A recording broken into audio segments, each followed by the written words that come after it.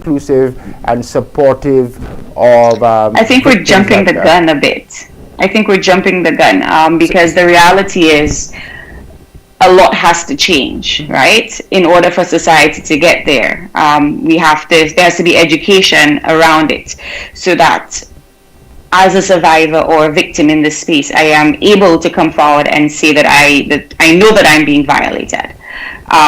There has to be it has to be that we don't blame the person who is coming forward, because the reality is there's absolutely nothing that potentially I can do that would cause another person to force themselves, coerce, or violate my body in any way, shape, or form, right? And I'm sure there are arguments that will say, well, if the person didn't say no, but my mouth didn't say it, but my body did. And so all of that discussion has to happen around the ways that we view women and their bodies, around the ways that we teach men and women to respect each other's boundaries, around the ways that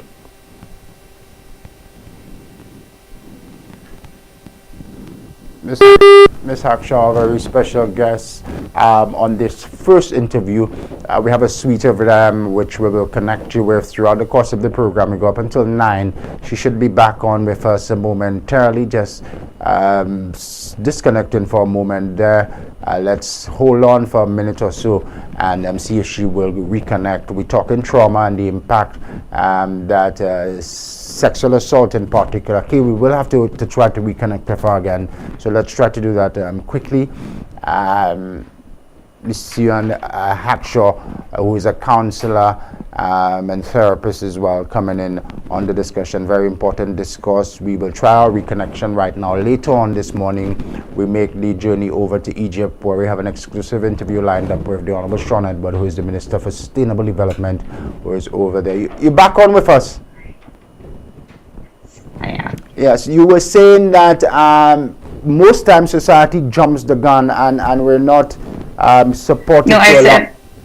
Go ahead. I said the question that you asked is jumping the gun, and I said the reality is before we can get to a space where society appreciates what is happening, we first have to. There has to be education about it.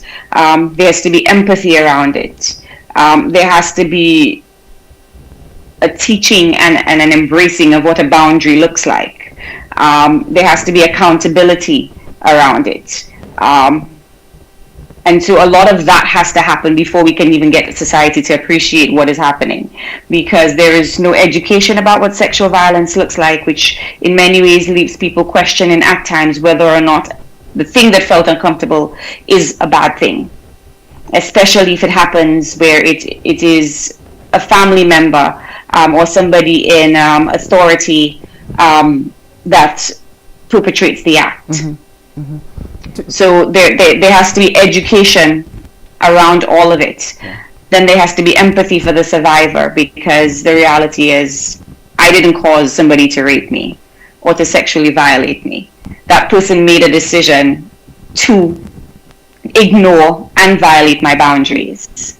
There has to be accountability. And so it cannot be that this person is whoever they are, and that is why that it's so shocking that they could have committed this crime. So it must be that the child did something to entice them, because then the question becomes, where is our willpower, and at what point do you again hold the person accountable and say, well, this is a child, so regardless of whatever was done, how do you now use that as the excuse for your actions? And as society, how do we accept that as an excuse for an action?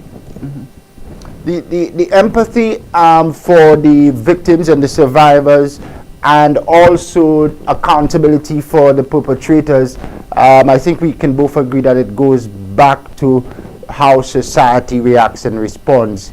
But but there's an education that needs to happen. That's what I'm saying. That's where I was going. The education now, where does it start for you? In the household or at the school level? Where do we start? I think it's everywhere. I think at home you create this space where your child is aware that they can come to you and share if something happens, and you constantly reiterate, because it is a constant reiteration, that mommy's not going to, because what you are told by a perpetrator is that mommy's going to hate you, and mommy wants you to do this. So to have those conversations with your child about what their private areas are, and that anybody that touches them in any way that makes them feel uncomfortable, no matter who it is, they come to you. Right? At the school, the same thing should happen, because if it is the parents who are doing it, then the school should be the second safe space.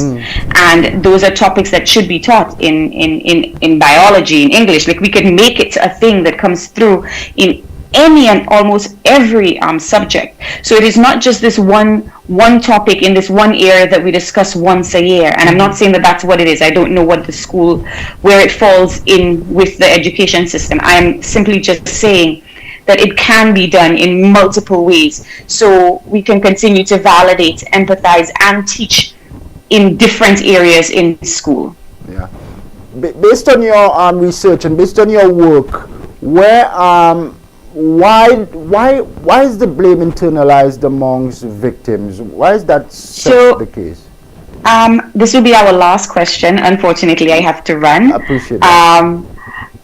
So it is internalized because of the nature of what this is. This is an act that is in many ways done in private, and as it is happening, you are told that this is a thing that you wanted, and so the language around the action as it is happening makes you feel guilty.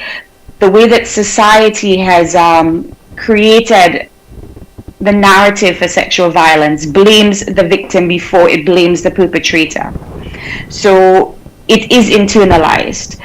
You go out, you have a couple drinks, whether it's 1 or 10, and you get violated, then it becomes, oh, well, you were too drunk. This is why this happened. Nobody flips it and says, oh, well, if she was too drunk, why did that seem like a yes for it to happen? So again, we create the narrative that makes it okay for somebody to create and for somebody to enact an act of violence against you, and for you to be put under scrutinization. So you are always the one having to prove that this happened to you, and I can appreciate the legality of it, but in there the human gets lost, and it's in many ways it is a very lovely foundation for a perpetrator to stand on, because I have committed the crime, and then as society it is your clothing, it is your, whether you had too much clothing, whether you had too little clothing, it was the things that you said, it was the things that you didn't say, it was the drinks that you have, it was the drinks that you didn't have. In many ways, you're damned if you do and you're damned if you don't. So at the end of all of this, you are internalizing it, because no matter what you do, society blames you. I know you have a 7 o'clock and you have to rush off now, but thanks for coming on and starting the discussion. I know there's lots more that we could have discussed this morning. No problem. You're most welcome. She is a counselor and trauma therapist herself, and also a social worker.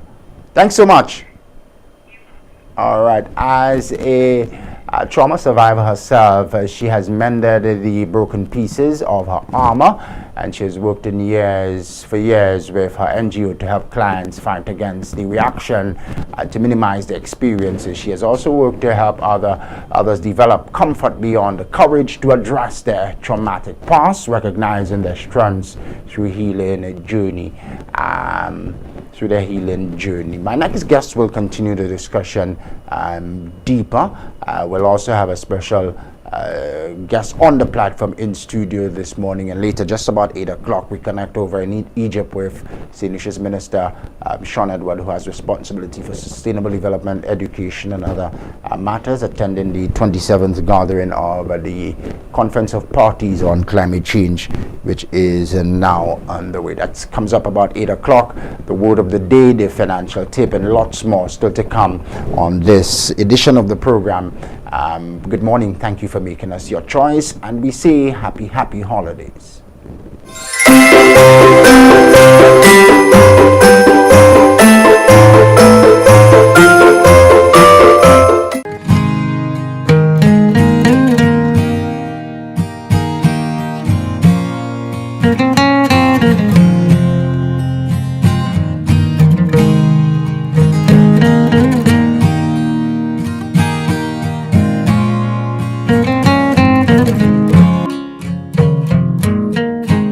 The death is announced of Rose Robinson, also known as Afam or Mariana of Opicor Viewfort, who passed away at the St. Jude Hospital on Friday, November 11, 2022, at the age of 78 years. The funeral arrangements for the late Rose Robinson, also known as Afam or Mariana, will be announced in a subsequent broadcast. The body now lies at Lazarus Funeral Home, New Dock Road, Viewfort. May she rest in perfect peace. It is with deep sadness that we announce the death of Dalton Bertrand Dekai, better known as Captain or Shadow Fax, originally from Carrier-le-Clery, but resided in Riviera Mita, Moshi. He passed away at the OKEU Hospital on Friday, November 11, 2022. He was 50 years old. He was employed with Carnival Sailing's boat cruises at the time of his passing. The funeral arrangements for the late Dalton Bertrand Dekai will be announced in a subsequent broadcast. The body now lies at Lazarus Funeral Home with Bouteille Castries. May he rest in peace. It is with deep sadness that we announce the death of Raymond Linus Attel, also known as Master of Love of Delsa Chazelle. He passed away at the St. Jude's Hospital on Tuesday, November 1st, 2022 at approximately 5:10 a.m. He was 86 years old. The funeral service for the late Raymond Linus Attel, also known as Master of Love of Delsa Chazelle, will be held at Our Lady of Lourdes Roman Catholic Church, Chazelle, on Monday, November 21st, 2022 at 3:30 p.m. Thereafter, his body will be interred at the Chazelle Cemetery. Transportation will be available from the house in Delsa, Chazelle, to the funeral service. The body now lies in the professional care of Crick's Funeral Home, Riviera Dore, Chazelle. May he rest in perfect peace.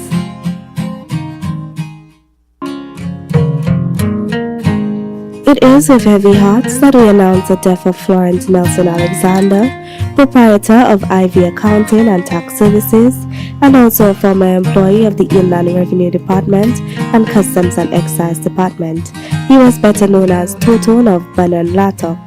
He passed away on Saturday, November 5th, 2022 at the OKEU Hospital at the age of 58 years. Left to mourn are his sons Ravi and Derek Alexander, his daughters Zoya and Noya Alexander, and his life partner Yevgenia Jean-Baptiste, also known as Ivy. The funeral arrangements for the late Florence Nelson Alexander, better known as Toton of Banan Latok, will be announced in a subsequent broadcast. May he rest in peace. The death is announced of Thomas Seelys, better known as Ross, originally of Pero Viewfort, but resided at Vigier Viewfort. He passed away at the St. Jude Hospital on Monday, October 31st, 2022 at 5:30 a.m. He was 63 years old. The funeral service for the late Thomas Seelys, better known as Ross, will be held on Friday, December 30th, 2022 at the Viewfort SDA Church at 2 p.m. and then the body will be laid to rest at the Latuni Cemetery. The body now lies at Lazarus Funeral Home, New Dock Road, Viewfort. May he rest in eternal peace. The death is announced of Wenceslas Amab, also known as Winnie, from Labrie, who passed away at the St. Jude Hospital on Tuesday, November 8th, 2022 at the age of 67 years. The funeral arrangements for the late Wenceslas Amab, also known as Winnie, will be announced in a subsequent broadcast. The body now lies at Lazarus Funeral Home, New Dock Road, Viewfort. May he rest in perfect peace.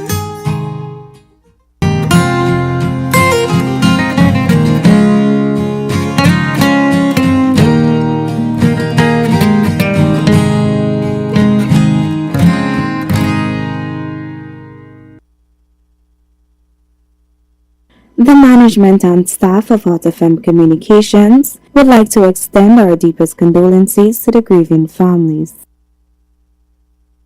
Get your clothes sparkling clean with whiter whites and brighter colors. Use Joby antibacterial washing powder. Ultra concentrated formula gives more washes with brightening factors added to keep your clothes looking new. And with the added organic fabric softener, your clothes will be soft and fluffy. Joby antibacterial washing powder is also effective in stain removal for cleaner, brighter, softer clothes with the sweet scent of early spring morning. Use Joby antibacterial washing powder. My family, my love, my Joby. Available at supermarkets island-wide. For orders, call 455-3076.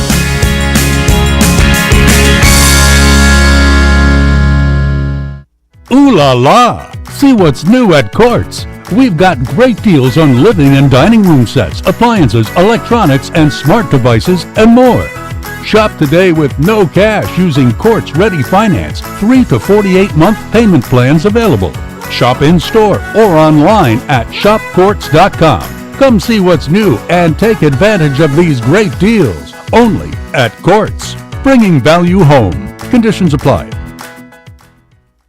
A young man from Bagatelle is dead. Calls on the public to not stigmatize his case. A vehicular accident along the Bexar Highway leaves from dead. Shannon welcomes the scrutiny of its CI. One man is in police custody following the shooting death of the wife of a police officer. Look out for the midday news with Daniela Edwin on Hot 7 TV. Mourning a loss?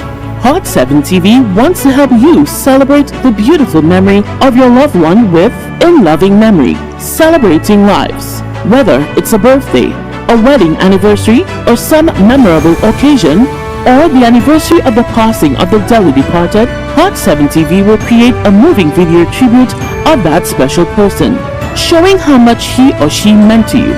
Treasured memories, unforgettable moments. Share them with the world and repeat the airing as often as you'd like. Help keep your loved one's memory alive forever in the minds and hearts of all who care. In Loving Memory, celebrating lives. Contact us at telephone number 452-6040 or email us at inlovingmemory@caribbeanhottv.com.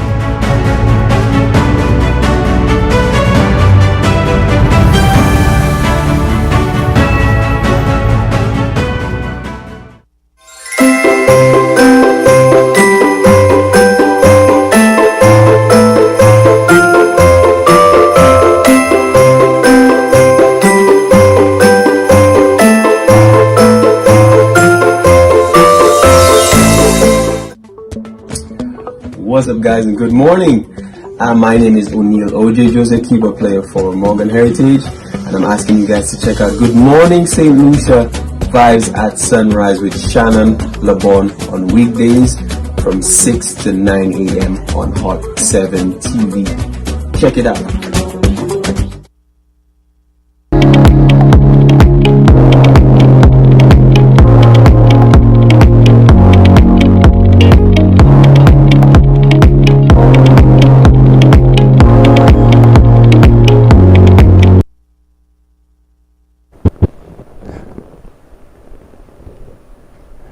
Promise you a very, very special guest in the studio. We'll have a few more of these as we move closer and closer to the festive season. Marvin Joseph is here. Marvin is a very special guest on the segment Trendsetters. Lucian Child, the name of the business, specializing in natural soaps, creams, beeswax, and body scrubs.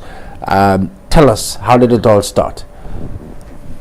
Well, I was always looking to make use of the natural resources we have in St. Lucia. I've seen a lot of stuff going to waste, you know, and a lot of people don't make as much use of it as they ought to. So I was looking for a way where I could incorporate some of our natural fruits, our spices, our herbs into products where we could all use and, you know, get the benefits of it. At that time, I was still working at Sandals, and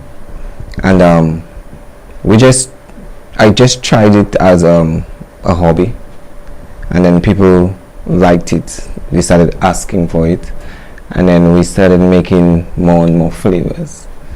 But it's only when I traveled and I went overseas and I visit some natural shops where they make soaps and stuff, my mind actually opened up to making all the different things that I'm making right now.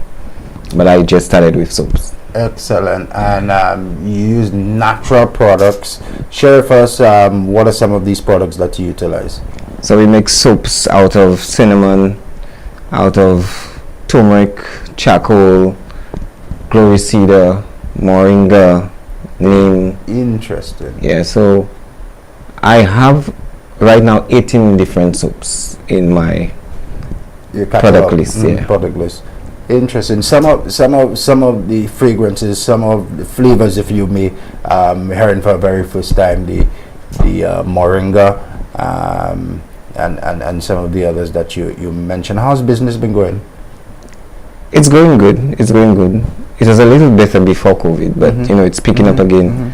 And with the COVID after it, well, it's still around, but the COVID came with inflation, so the price of production went up like 3 times. Yep. Yeah. So we have some of the items now on screen. Lucian Child. How did you come up with the name? Yeah. I was just saying I'm a born and raised. My roots is in St. Lucia. I'm born and raised, and I'm a product of the soil, so I feel like a child, and I'm saying Lucian Child. So I'm a Lucian coming out of St. Lucia. Excellent. And all these amazing products. And the business has grown. You don't just do soaps now. No. You're into other products, beeswax and the lot. Share with us that transition and growth over the period. So I started with like 4 soaps, but now I'm making 18 different soaps. I make 4 different scrubs, going on to 5 soon. I make a grease, I make creams, I make different oils. So I'm looking to expand my product line even more. But I need the space, so I'm looking for maybe a storefront. Yeah. So I could have all of those different varieties, and people still keep asking me for more and more and more different types that I'm not making. But right now I cannot venture into these different until I get a storefront where I could just display all of those great products, where if you come from overseas, you could just come and see all of those things you've never seen before and make use of it and have all the medicinal benefits for your skin, your hair.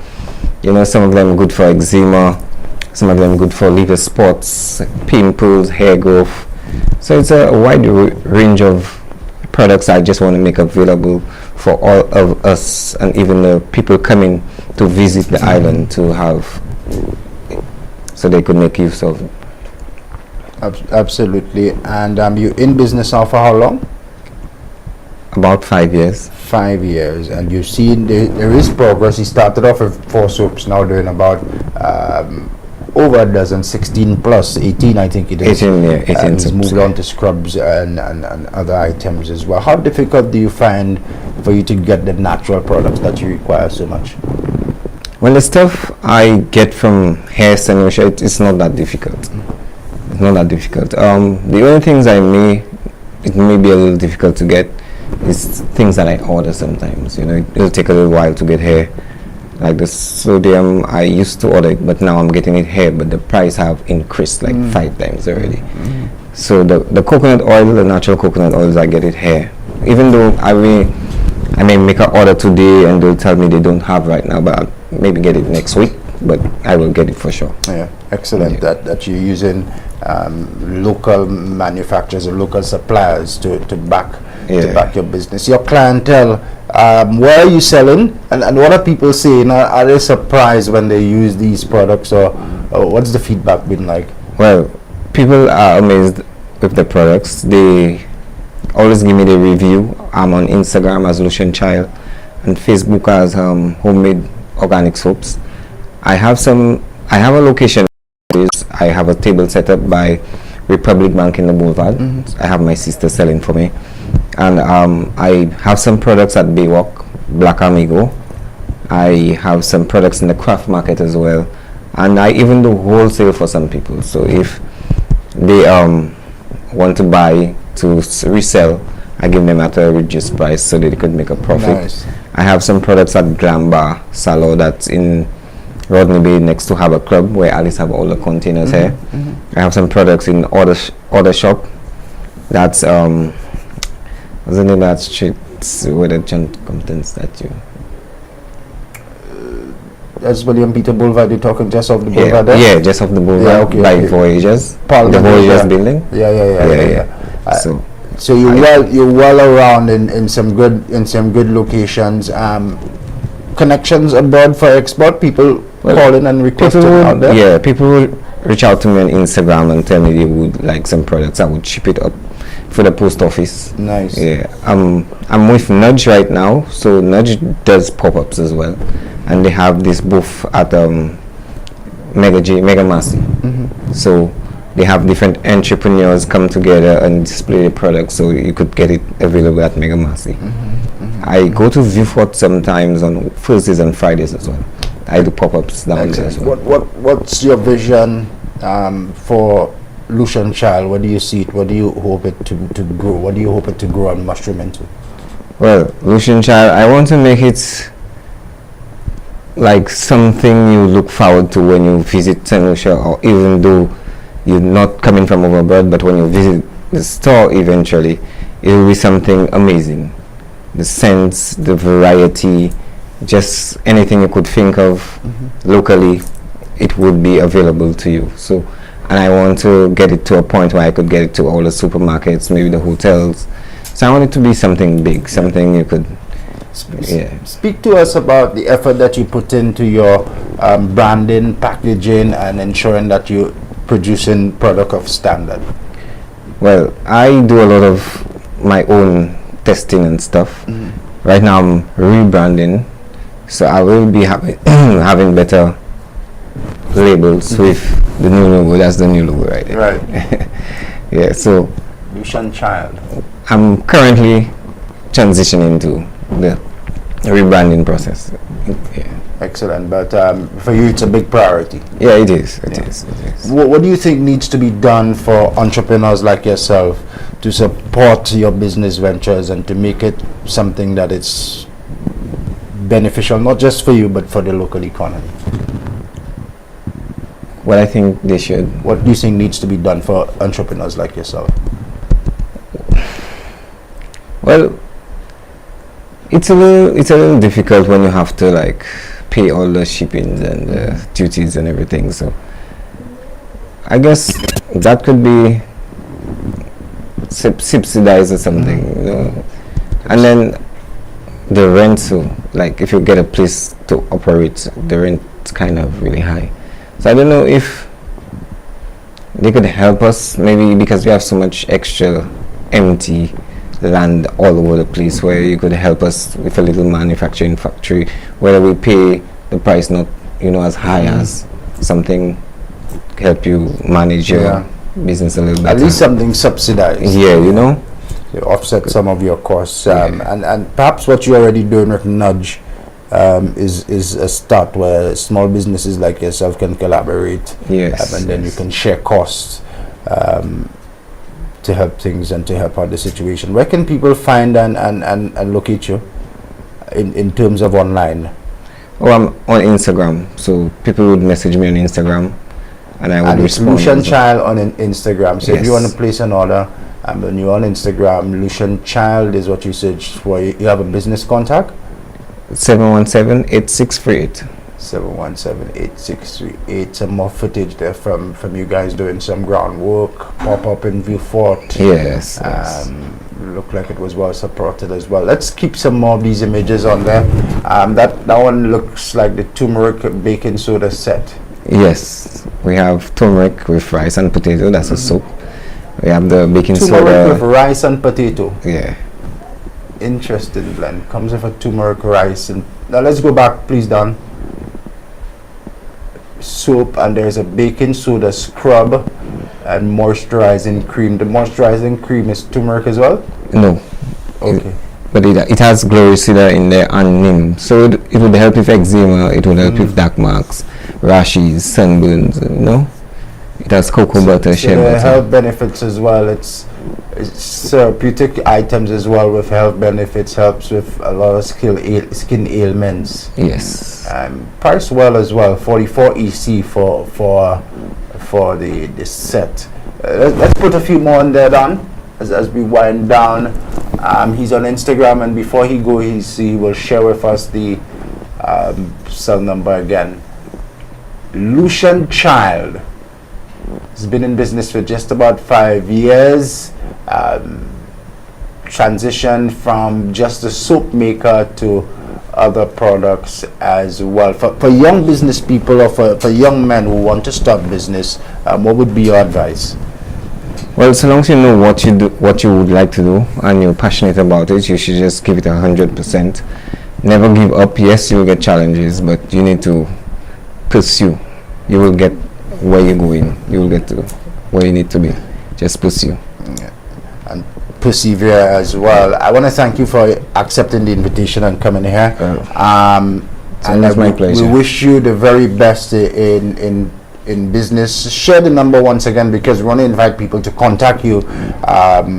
Beeswax, we're talking body scrubs, and we're talking soaps as well, with benefits for your skin.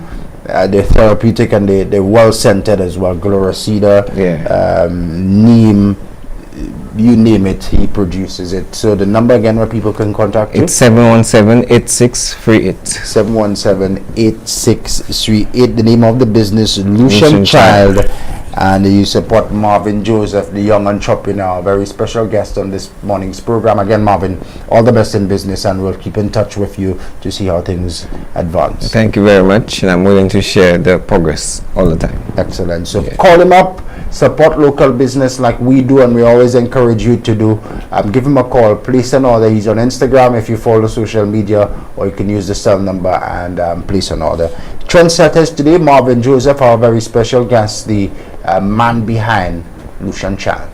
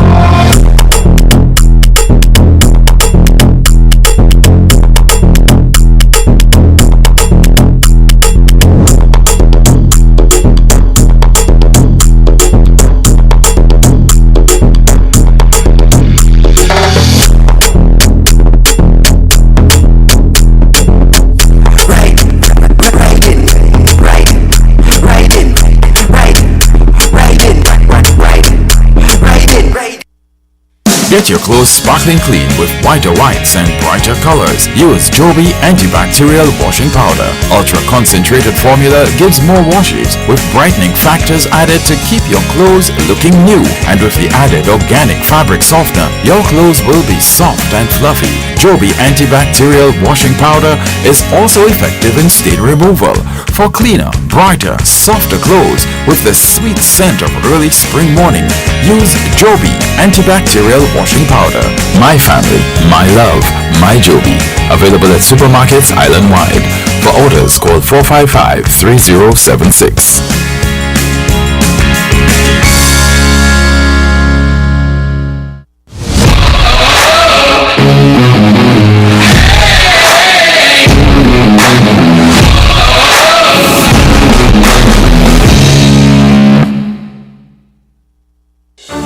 Mourning a loss? Hot 7 TV wants to help you celebrate the beautiful memory of your loved one with In Loving Memory, celebrating lives. Whether it's a birthday, a wedding anniversary, or some memorable occasion, or the anniversary of the passing of the dearly departed, Hot 7 TV will create a moving video tribute of that special person, showing how much he or she meant to you. Treasured memories, unforgettable moments. Share them with the world and repeat the airing as often as you'd like. Help keep your loved one's memory alive forever in the minds and hearts of all who care. In loving memory, celebrating lives. Contact us at telephone number 452-6040 or email us at inlovingmemory@caribbeanhottv.com.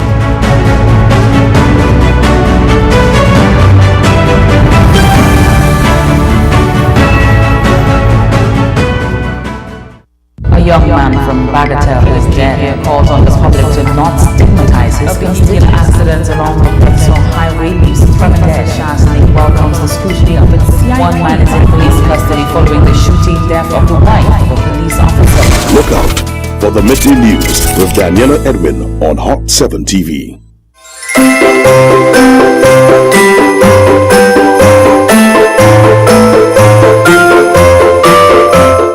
Yo, Wagwan Massive, this is your boy, Moto there, and it's all about Good Morning St. Lucia, vibes at sunrise, with Shannon Lebourne, yeah man, 6 a.m. to 9 a.m, the thing is always lit on Hot 7 TV, you don't know, Moto endorsing the vibe, you don't know, what she like, she like the chicken on the rice, chicken and rice.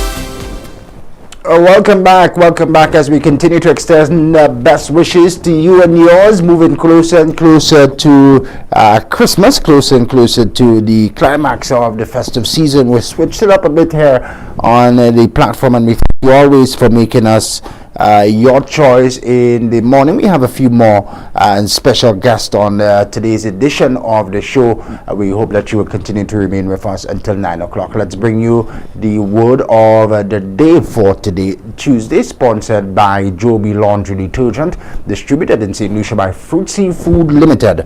Joby antibacterial washing powder, my family, my love, my Joby, the sponsors of the word of the day, which comes on screen right about now.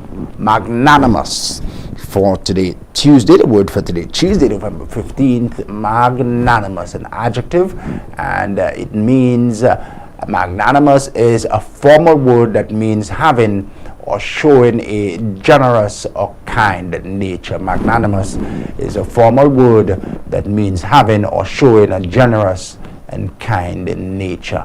Use it now in a sentence. She was too magnanimous to resent the unkind words of those grousing about her winning the spelling bee.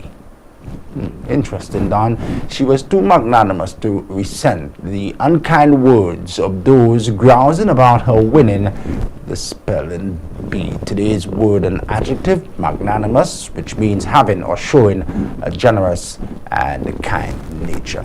Sponsored by Joby Laundry Detergent. This is a segment aimed at improving literacy here on the island. The sponsor again, Joby Laundry Detergent, distributed in St. Lucia by Fruit Seafood Limited. Joby antibacterial washing powder, my family, my love, my Joby.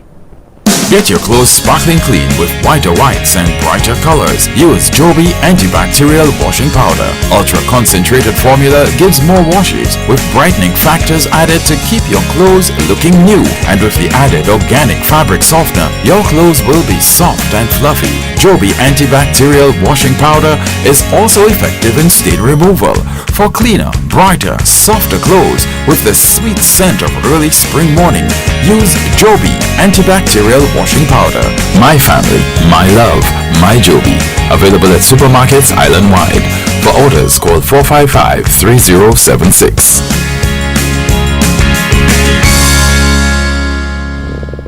4553076, that number to place orders, and we always invite you to freshen up your laundry experience with Joby. Quickly now, let's share some financial advice on today's edition of You and Your Money, a segment that we put together for you to share with you financial tips as we encourage you to make more money and make greater use of the money that you make. Up next, the financial tip for today. And now for your financial tip.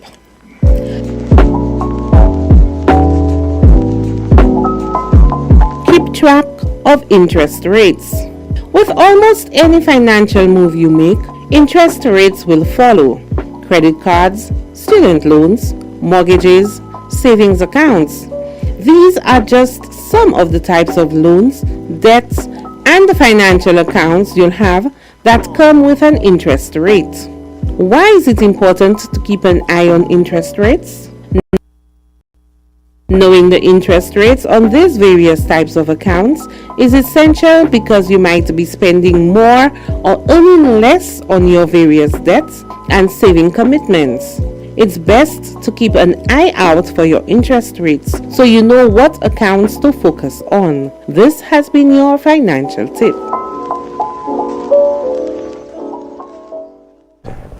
Keep track of those interest rates, especially now as we head closer and prepare for all that Christmas shopping. Keep track of the interest rates. Your financial tip for today. Thank you so very much, Monica. She'll have another one for us tomorrow right here during Good Morning St. Lucia. My next special guest is already standing by, and don't forget, at about 8:10 this morning we make the trip over to the land of pyramids, Egypt. That's correct, where St. Lucia's Minister Sean Edward is attending the COP27. But my next guest already standing by. We'll take a short commercial break. Happy holidays from all of us here at Good Morning St. Lucia.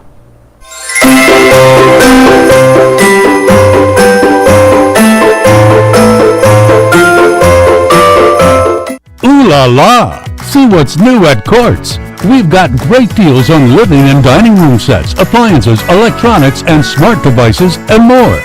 Shop today with no cash using Quartz Ready Finance, 3 to 48-month payment plans available.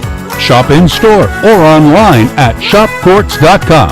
Come see what's new and take advantage of these great deals only at Quartz.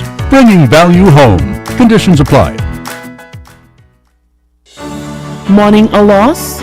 Hot 7 TV wants to help you celebrate the beautiful memory of your loved one with In Loving Memory, Celebrating Lives. Whether it's a birthday, a wedding anniversary, or some memorable occasion, or the anniversary of the passing of the dearly departed, Hot 7 TV will create a moving video tribute of that special person, showing how much he or she meant to you. Treasured memories, unforgettable moments. Share them with the world and repeat the airing as often as you'd like. Help keep your loved one's memory alive forever in the minds and hearts of all who care. In Loving Memory, Celebrating Lives. Contact us at telephone number 452-6040 or email us at inlovingmemory@caribbeanhottv.com.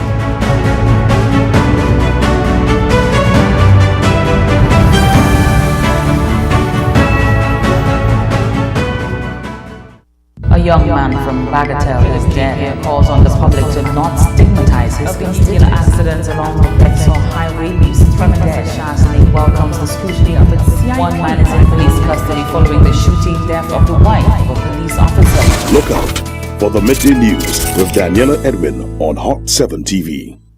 Get your clothes sparkling clean with whiter whites and brighter colors. Use Joby antibacterial washing powder. Ultra concentrated formula gives more washes with brightening factors added to keep your clothes looking new. And with the added organic fabric softener, your clothes will be soft and fluffy. Joby antibacterial washing powder is also effective in stain removal for cleaner, brighter, softer clothes with the sweet scent of early spring morning.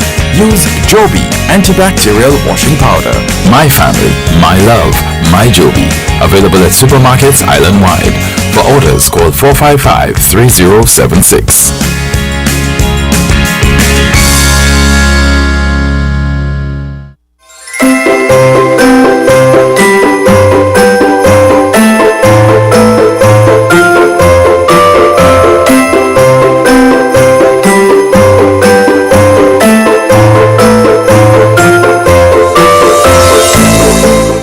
we ready for the road, the road, the road? Yo, St. Lucia, it's your boy Pablo saying a wonderful good morning to you wherever you are.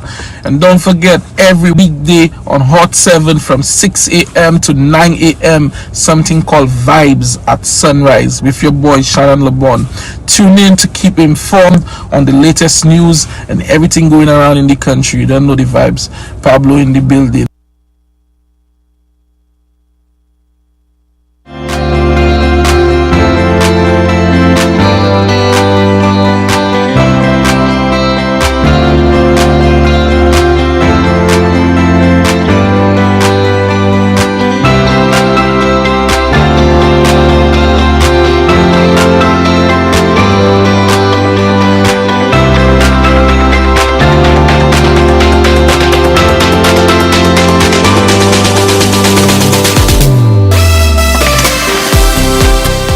Vibe at Sunrise, weekdays, Monday to Friday, 6 to 9 here on Hot 7 TV. Good morning, St. Lucia. If yours truly, Shannon Lebourne. Festive season, we tone things down a bit, but we still focus on some of the pertinent national issues of the day. And my next guest, special guest, is already online, the Flow video platform, Mrs. Natoya Popo-Leo. She's a financial advisor, entrepreneur, philanthropist, and advocate in reference to mental health abuse against women and children. She's the founder and managing director of Lulu's Love of Giving, founded in 2020 after years of helping many abuse victims continue to see the importance of being the voice of the voiceless. Natoya's interview today will focus on abuse of women and children and related trauma. Natoya, morning. Thanks for waking up early and thanks for agreeing to come on. Hi, good morning. How are you doing? Not too bad. Yourself? I'm good. Nice to have you on. Very important discussion that we need to have. But let's go back a few years. How's Lulu doing? How's the business going? The business has been on pause for a little while due to the impact of COVID and taking the whole spin of taking all resources from the business and going into assisting underprivileged families and then collaborating with Rise St. Lucia and then becoming a director of Rise St. Lucia. Excellent. So the business is coming back up very soon. Excellent. Nice. We look forward to it. But the issues which impact us, unfortunately, have not paused. They still are ongoing, unfortunately. Where do we start? Why do you see it necessary for persons like yourself to remain the voice for the voiceless? Okay, so I think it was 2020 when I came out publicly and I spoke on me being a victim of sexual abuse. And I was a victim of sexual abuse from the age of 9, 15, and recently this year. And what has been more shocking to me is that so many other young persons within St. Lucia have been sexual victims, not once, not twice, and on many occasions some have not gotten the courage to come out. For me, it took me about 20 years in order for me to actually come out and speak and find the strength. So I do believe that there is the avenue for victims to actually get the help and seek the comfort and the courage to actually overcome it. And we know that it has been a journey for you since then. You continue to advocate for victims just like yourself. But coming from where you came, that traumatic experience, and we don't want to discuss it in any detail, but coming from there, and in 2022, hearing reports of young girls as young as 4 in some cases, some 11, having to go through some of what you went through, what sort of emotions do these reports trigger for you? I think the first emotion that it triggers for me is outrage, because the system failed so many years ago and the system continues to fail, and I don't think that we as a society understand the urgency or the outcry that is needed to assist victims. So our society feels that we should discriminate and then we should blame the victim, but we don't understand that both the victim and the perpetrator needs help. You said that society perhaps doesn't understand Is it that we don't understand or we don't appreciate? We're not warm enough and supportive enough? What I've understood from actually coming out is society feels that sexual abuse, mental illness is a taboo subject. So whenever you bring up the aspect of rape, it's like you're touching on a subject that makes so many persons uncomfortable to talk about, that they would rather blame the victim and create that shield in order rather than dealing with the actual issue.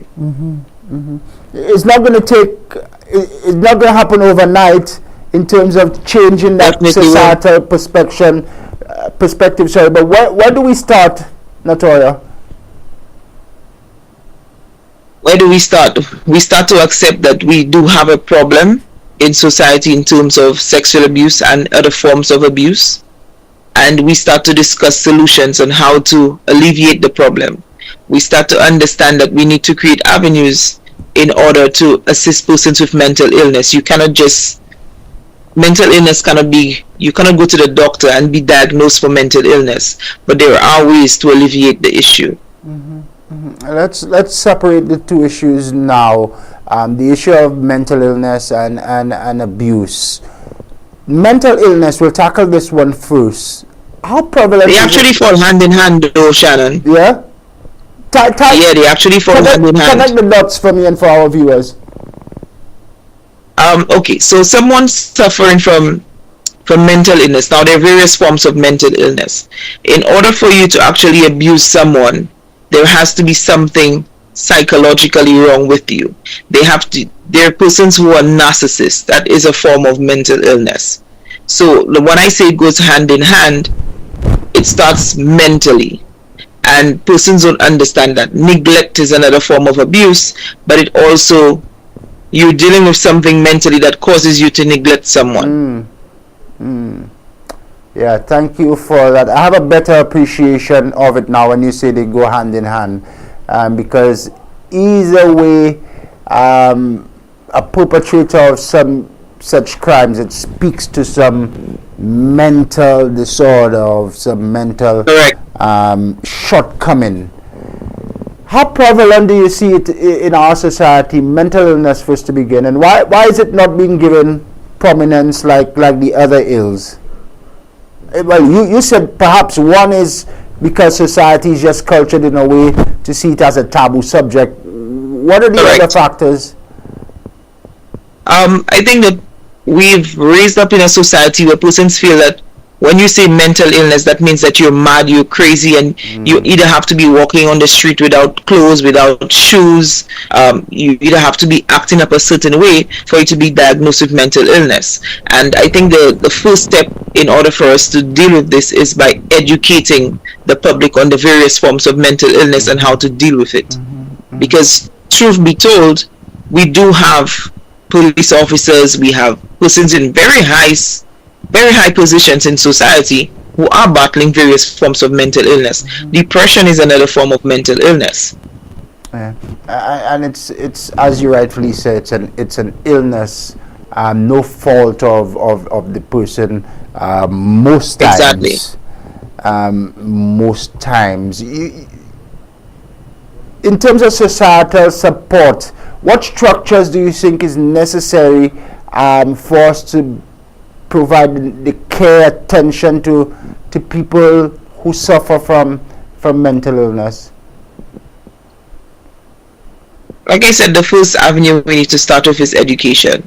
We also need to create that system in place in all our health institutions where persons who are suffering from mental illness can go in and get that help. It does not always have to be the mental hospital on the Millennium Highway. We do have to create that system, educate our medical professionals on how to deal with the various forms of mental illness. Yeah, education is a big tool which has to be employed here, but as you said, it's not going to happen. It's not going to happen overnight. The other issue of abuse, it speaks to a deeper societal issue for us here in St. Lucia, you think? Yeah, it does. just last week I was speaking to a victim. Although I speak to victims every day, but this victim last week touched me. Reason being, she felt she had been molested 3 times in 1 month, and it was on separate encounters. And we have something that we call gang rape in St. Lucia that apparently a lot of persons don't know about. And she felt that she had no reason to live anymore. And what stuck with her was that she went to the police, and the officer said to her, "To be honest with you, there's nothing much we can do for you, because the biggest number of rapes we have reported on a monthly basis is about 40. Now, when you as a victim hear that from the police officers, 40, you wonder, am I just another statistic? Yeah, that's just shocking, and we'll do our work on our ends to engage the police to see how they're handling these matters, and for them to paint the picture for us. But that statistic is just shocking. Well, I can help you paint a picture, Shannon. Okay, so for example, we have this 4-year-old issue. Have we had a police press briefing? No. We've had persons who reported rape and being robbed in the valley, in the Dennery Valley. Have we had a press briefing? Have we had any official report? Have we heard the government stated, okay, we're going to put systems in place to basically alleviate the issue or help traumatized victims? No. Are we so if we look at it, are we just too comfortable? If we look at the victims are on their own. Victims are on their own according to you, and the evidence is right there. Are we too comfortable just keeping it as a taboo subject? I think so. I honestly think so. But they don't understand the psychological burden from being a victim of sexual abuse, and this is a scar that you're going to have for life. The flashbacks are going to be there. Even the family of that victim is going to be dealing with that scar for life, and it's very hard, especially when it's for a child. So I don't even want to imagine what that 4-year-old family is going through. You just preempted my next question, because I wanted to ask you, based on the work that you do with all of the victims, what impact do you see, and what changes have you seen in them over time? Do they ever return to some form of normalcy? Some of them do, and some of them don't. And I'm going to give you a very shocking scenario. When we try to tackle crime, and the government feel that they've tackled crime, and we bring up stiffer gun penalties, give you the sad reality, if you take a time and you go into the ghettos and you sit down and you hear the stories, majority of those young men have been molested. And they feel that the only way that they can gain respect is by pulling that trigger on the perpetrator. Yeah, it's an interesting fact that many people shy away. Majority of the victims themselves, despite the size of the firearm or the appearance, the stiff appearance, they themselves have been victims of abuse. That's the elephant in the room that perhaps we need to address at some point in time. But we keep on, it looks like we keep just failing the generations and the young people, the victims, over and over. Sadly, we do. We continue to fail. And myself as a victim, and as a recent victim of just 2022, it comes to a point where you've been raped and then you don't want to go to the authorities because you feel that nothing is going to be done. For the children, I do know that they're uncomfortable because we follow that structure of black and white, and I really hope that we can shy away from that black and white, because every situation is different, and you cannot ask a child, how did you feel, what was going through your mind, what were you wearing, and expect that it's not going to create a psychological impact on that child. The people at the forefront of these investigations and these responses, do you think that they're sufficiently trained to deal with? Nope. You're not. They're doing their job, they're getting a salary, they're not. They're not even sympathetic, and the responses that they give, the body language, as a victim, it makes you uncomfortable. Yeah. And let's be real, Latoya, most times, and that's the society that we have, I don't know what's it going to take to have us to make a right turn, but most times a victim walks into a police station, I'm not identifying anybody here, but you have a nose ring, or you have a tattoo, your hair has a little color, and to the person you're reporting your ordeal to it, the reaction normally is that perhaps you put yourself in the situation to have been dealt with like that. And that is what pisses me off. As an advocate for persons who have been abused, it pisses me off because nobody is supposed to judge you because of the way you dress, because of the way you look, your type of lifestyle. If you say no, the answer is no. We need to understand that there is an issue in society that we need to deal with, and to help those persons who are inflicting that kind of pain, give them the necessary help that they need. I have dealt with persons on the other end, and I do have to say, I continue to say kudos to those two gentlemen for getting the necessary help that they need, reaching out to their victims and apologizing, and basically working their way in being positive impacts in society. So we do have to understand that it goes all around and not just one end. Yeah. Let's talk a bit more, Natoya. The issue of gang rape, you skirted it earlier. That appears to be a growing concern. Gang rape. Describe it for people who may be unaware. What is it, and how big is it a growing problem here? Gang rape. It's a touchy subject for me still. But when you're being raped by more than one individual, you're being beaten, you hear the remarks, and some of them even want to execute you in the process. You feel like an animal, because it's one after the other, constant pain, constant agony. It's nothing that I don't think we can get words to describe that type of torture, and I wouldn't wish it on my worst enemy. Yeah, the word that you use a bit stands out. It's actually torture to put any individual. It is torture. Something like that. Yeah. You think it's growing here? It's happening a lot more frequent now? Definitely, it is.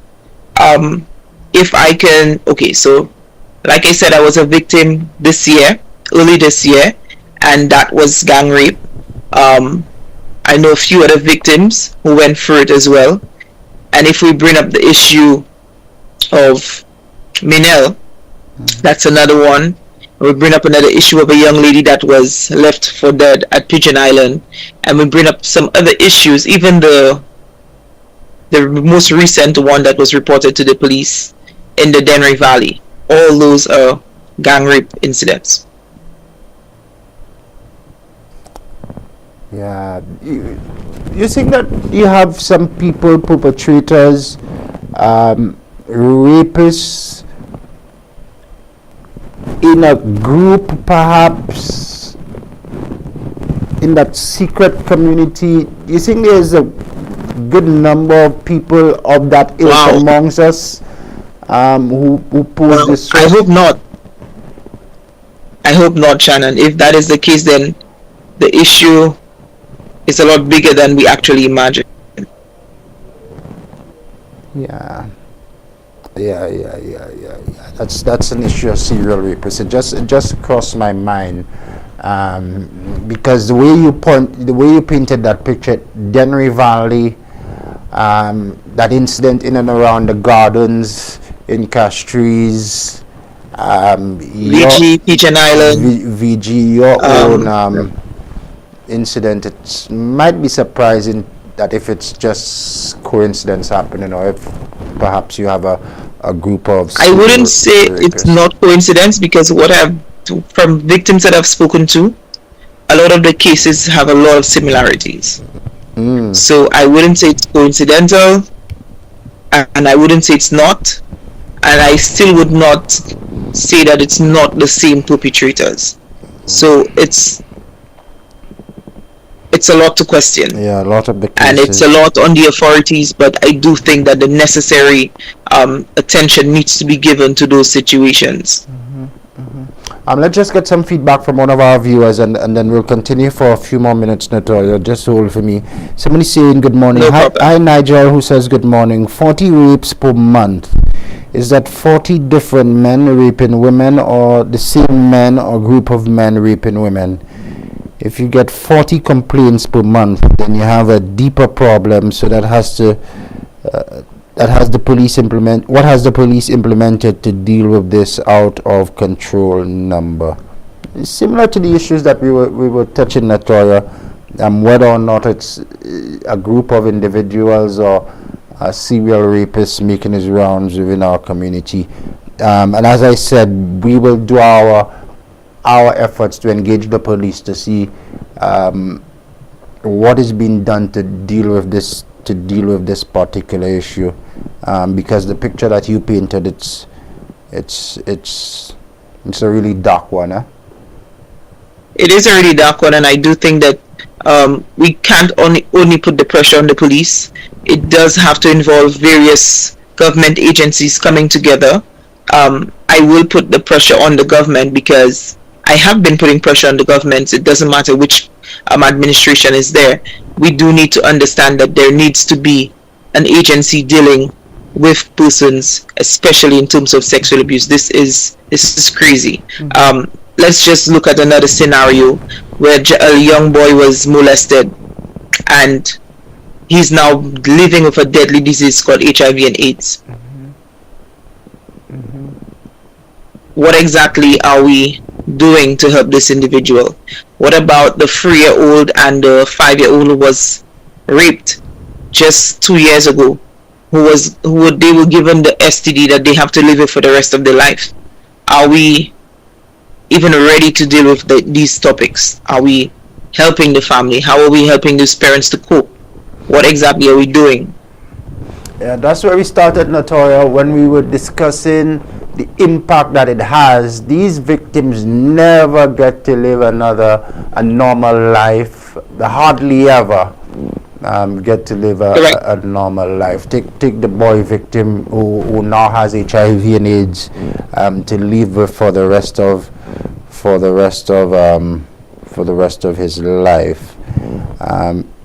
Someone is agreeing that we may have a serial rapist on the loose. Natoya, help and the therapy to recuperate and to address the problem for both the victims and the perpetrators. That's the priority for me. But penalizing, ensuring that people are held accountable, and also protecting other victims and the wider community falls second in line for me. The sex offenders registry proposed, what level of importance do you ascribe to it? I wish that we already had a sex offenders registry, but then we now have to go back to the scenario. If we have a sex offenders registry, and we do have, and I'm sorry to say, we do have law enforcement officers who are partaking in these acts, these heinous acts, are we sure that these law enforcement officers, when convicted, are they going to be placed on that registry as well? Is there a registry for everyone, eh? Well, we do know that St. Lucia has ways to get around the ropes, sir. A lot, Shannon. Yeah. But you think it's a valuable piece of legislation to have? I definitely think so. Yeah. I'll ask just two more questions, Natoya, and then we conclude. Someone is asking for a contact number for you. We will screen Kevin if you engage us on the WhatsApp platform, and we'll screen the the veracity and the nature of your request to engage Natoya. If you are in fact offering some sort of a assistance by whatever means, or if it's a professional contact you wish to make, we can facilitate with Natoya's position. But we'll screen on our end first. Two more from me, Natoya, before we wind down. Our phone lines are open and my next guest already on standby. No problem. I know it's still touchy for you, but how does a victim wake up the next day? How do you begin to look yourself in the mirror after an ordeal like that? Wow. I can speak for me. The next day you feel like you're in surreal, like you're basically looking at an outside of your body experience, like, wow, did I just go through that? And then you start to feel the disgust, and then you start to feel that you don't want to be alive. That's a point where you start to battle with the suicidal thoughts and the depression, and you have to be tough mentally. For me, my first two encounters, I was still under the legal age, and it became where I was very rebellious. By the age of 18, it took alcohol to help. It took me partaking in activities that I was not supposed to be doing, and that these activities, these experiences have helped me to help other persons. But my way of dealing with it was very unhealthy until I found a healthy way out. Yeah. So I can tell you, from the recent ordeal, it took a lot. It really took a lot. It puts you in a very deep spiral, and you basically have no control over yourself, because you feel like ripping off your skin. You feel that you really want to choke this person out. It's a lot of emotions all at once. Mm-hmm. Mm-hmm. And the normal reaction to substance abuse, alcohol in most instances, and even not normal, but it happens to most victims, even putting yourself in a position where you want to accept that sort of thing. So you find yourself having multiple partners, or turning to substances for abuse. That's extremely dangerous and further compounds the trauma. Correct. But I think it's just, on a victim standpoint, it's just looking for that way to heal. It's looking for that way to give yourself some form of comfort. It's looking for that way to try to forget what happened. And sometimes you find yourself in that situation, even when you have alcohol, even when you deal with other forms of drugs, even if you partake in other sexual activities, you find yourself going through those flashbacks, which actually puts you in a deeper spiral. So there is not a quick fix for it, but having that support system helps deal with the spiral that you're going through as a victim. Mm-hmm. Mm-hmm. Few questions. I was about to end, but few questions, engagement from our viewers. Someone is asking, how can women assist in this fight? And I'm going to add a caveat there. Women who may have been victims themselves, and strong women who hear these stories all the time and perhaps don't say anything.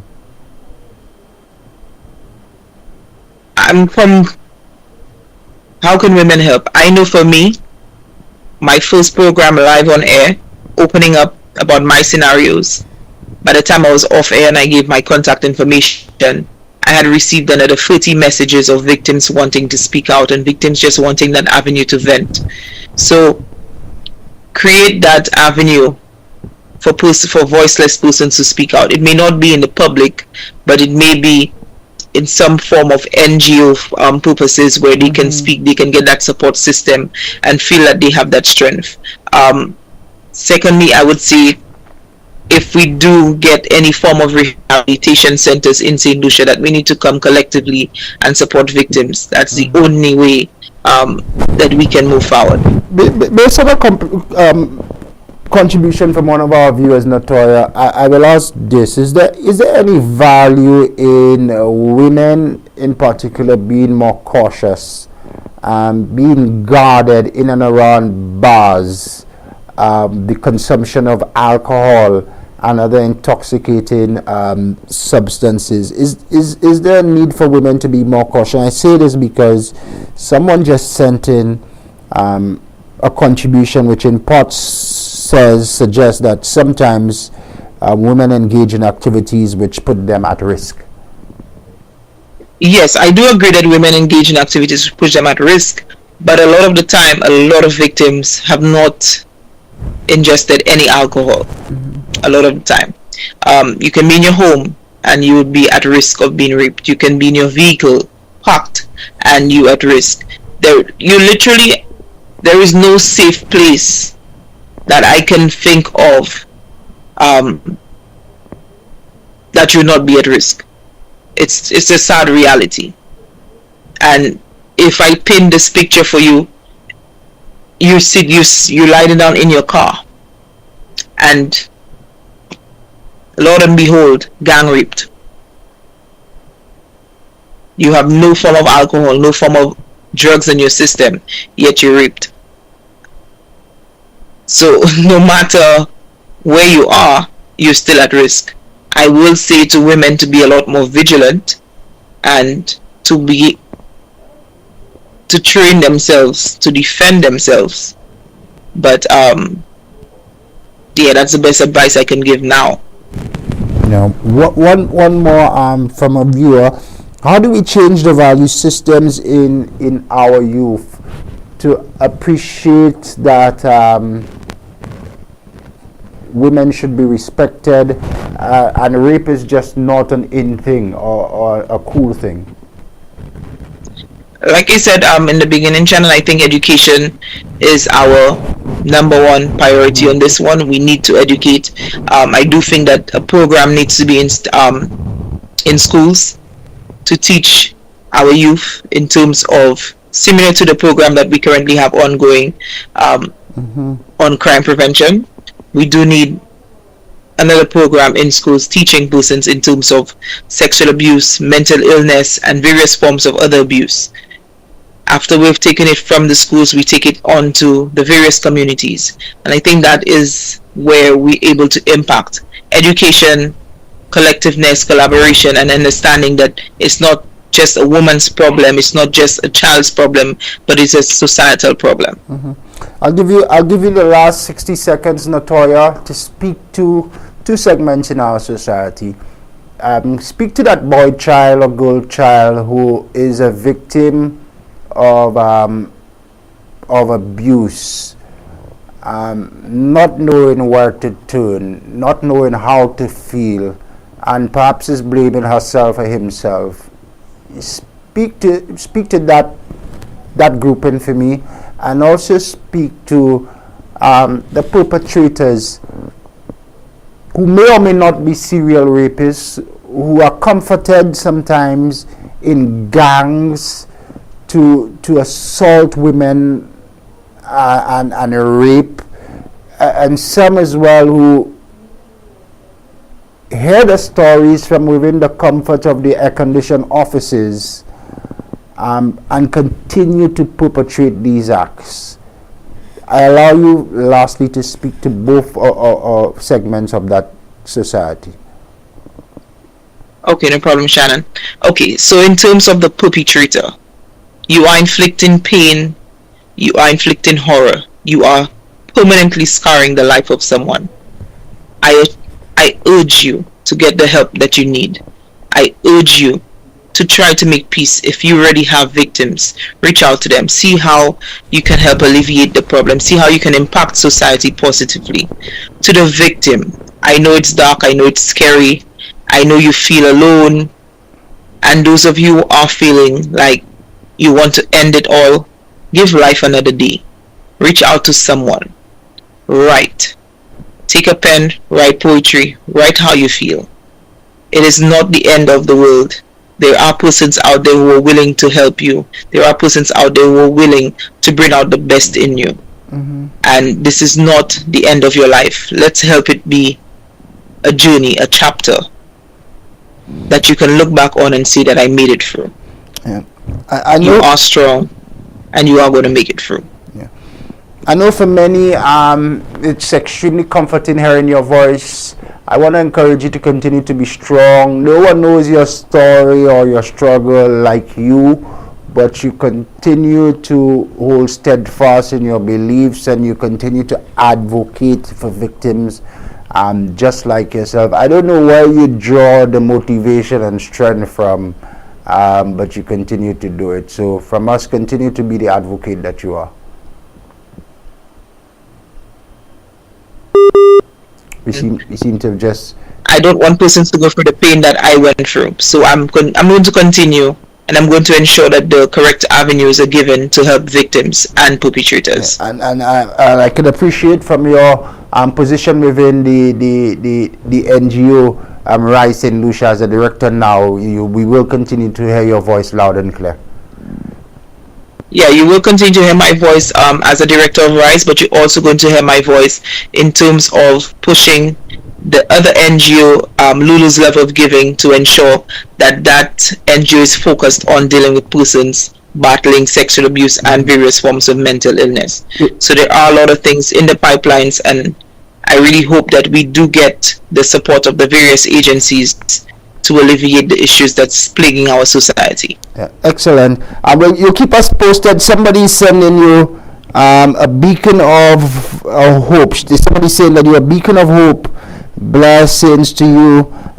Somebody saying stay strong, Natoya. We'll talk again soon. Thank you very much.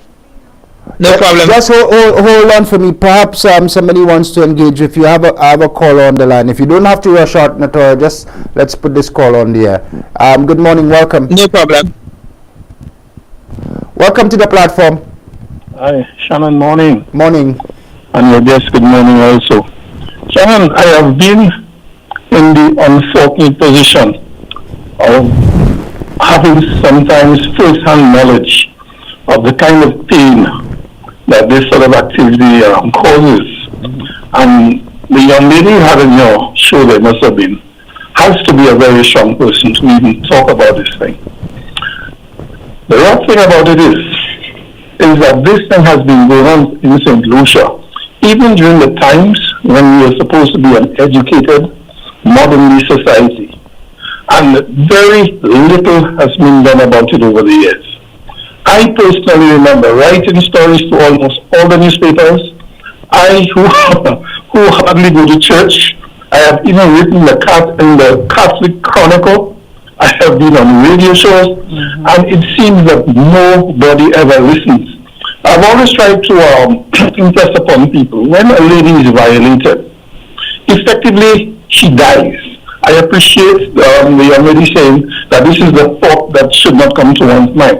But the thing is, women are amazing creatures. They've got these little compartments in their brain when they can lock things out. So the lady who comes out of a rape is not the same one who comes out of it.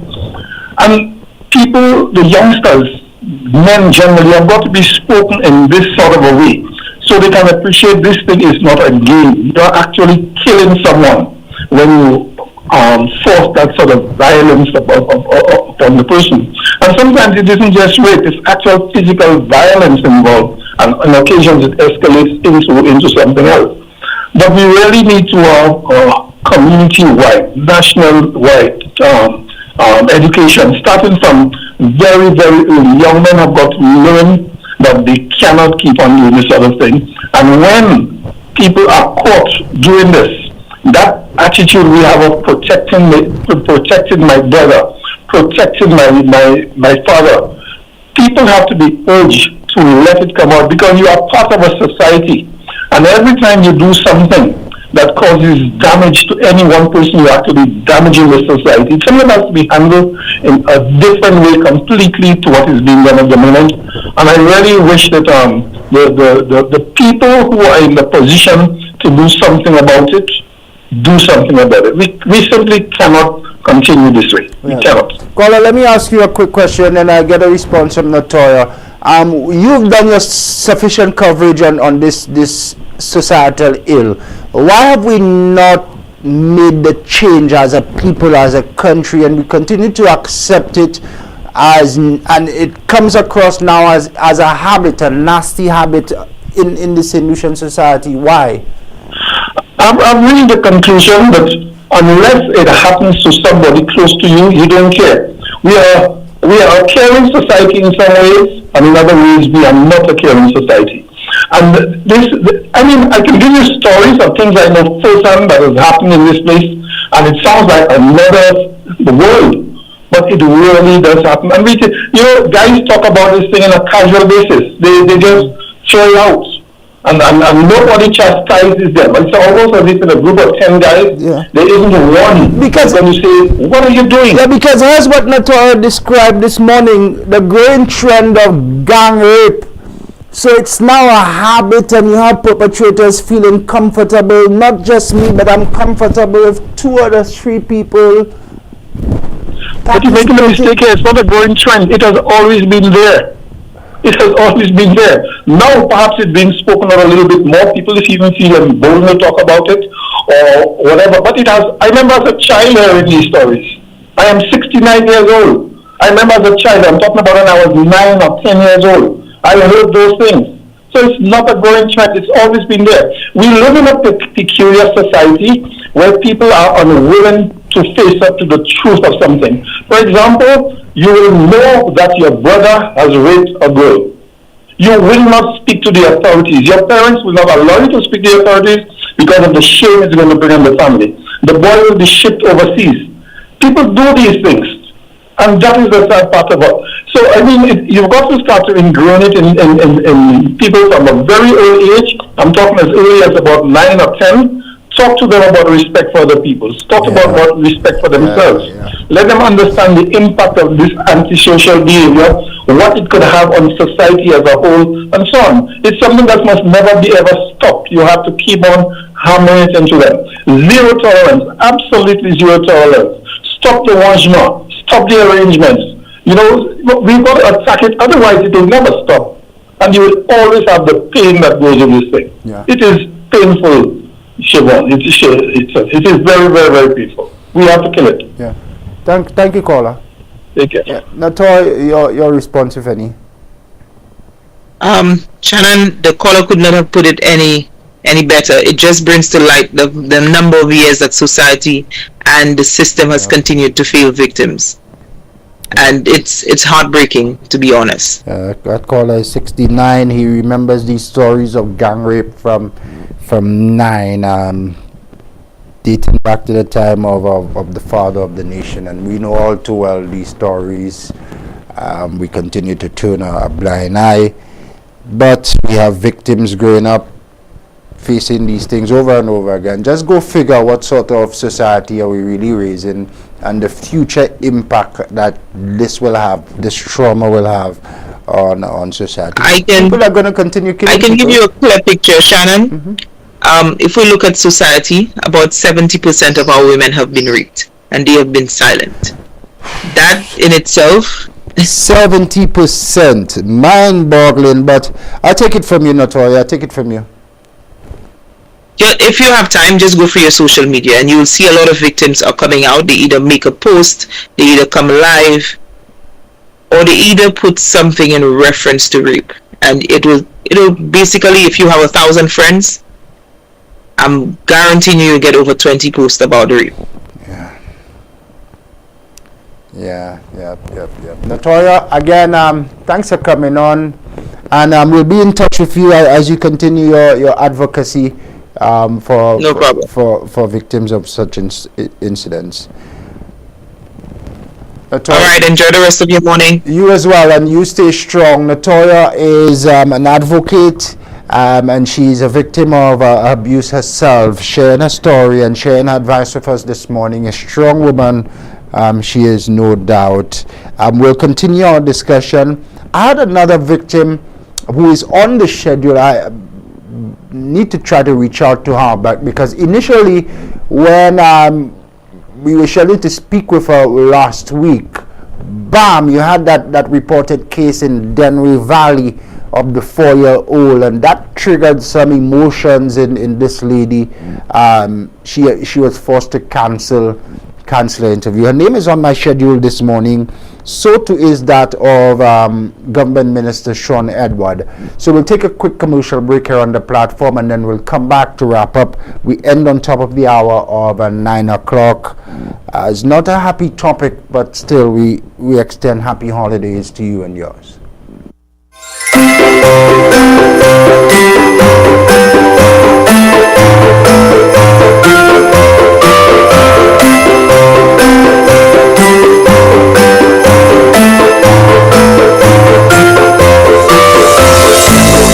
Always wanted a motorcycle, but they've been too expensive. I pass in on my way to work, and then boom, I see courts have motorcycles outside. I'm excited. I get up one day, I go down, I spoke to this guy. I think his name was Sheena, this short, chubby little guy, you know. I purchased 2 bikes so far. It was the 150 SL and the 250 Dragon. This blue, beautiful AKT TT Dragon, this is my baby. I call her Becky. She gives me the best ride ever. My name is Storyboy Nick, and I live to ride my AKT. Get your clothes sparkling clean with whiter whites and brighter colors. Use Joby antibacterial washing powder. Ultra concentrated formula gives more washes with brightening factors added to keep your clothes looking new. And with the added organic fabric softener, your clothes will be soft and fluffy. Joby antibacterial washing powder is also effective in stain removal for cleaner, brighter, softer clothes with the sweet scent of early spring morning. Use Joby antibacterial washing powder. My family, my love, my Joby. Available at supermarkets island-wide. For orders, call 455-3076.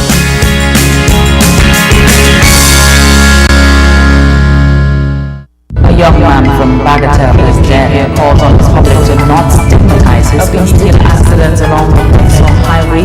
From there, Shannon welcomes the scrutiny of its CI. One man is in police custody following the shooting death of the wife of a police officer. Look out for the Midday News with Daniela Edwin on Hot 7 TV. Mourning a loss?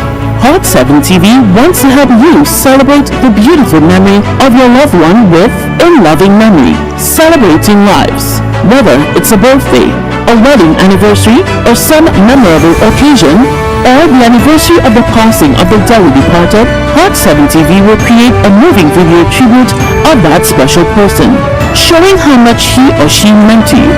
Treasured memories, unforgettable moments. Share them with the world and repeat the airing as often as you'd like. Help keep your loved one's memory alive forever in the minds and hearts of all who care. In Loving Memory, celebrating lives. Contact us at telephone number 452-6040 or email us at inlovingmemory@caribbeanhottv.com.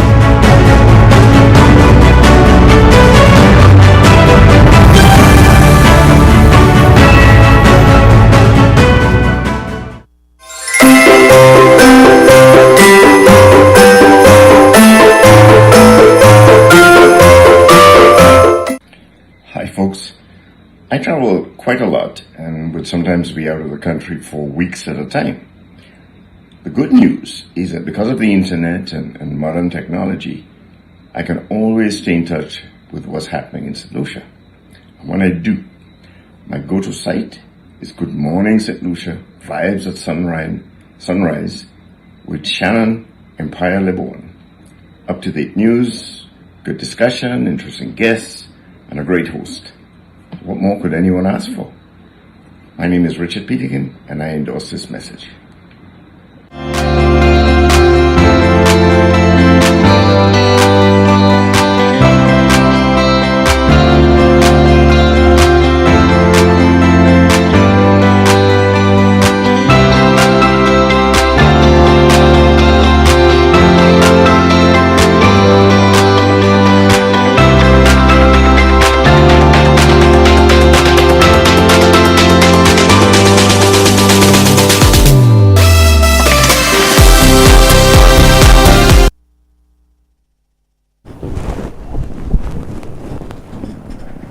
Welcome back. Thanks for staying with us. We're scheduled to make a long journey over to the land of the pyramids, where our Minister for Sustainable Development, the Honorable Sean Edward, is attending the 27th edition of the Conference of Parties on climate change.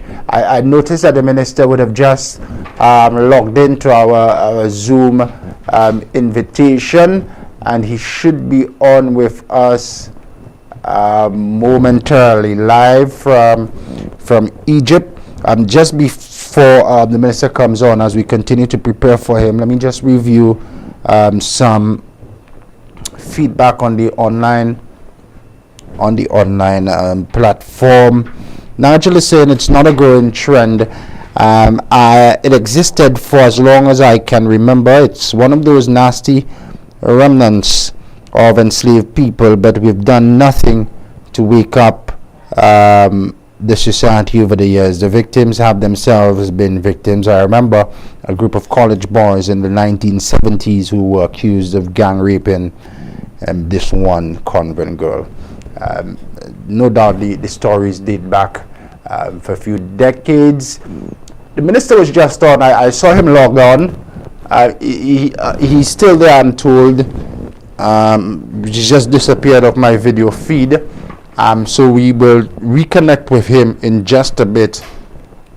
Again, it's Christmas time here on the platform. We tone things down a bit, but we're still going to focus on some pressing national issues as well. COP27 now in full swing, and we have been on the front line of climate change. Recent evidence.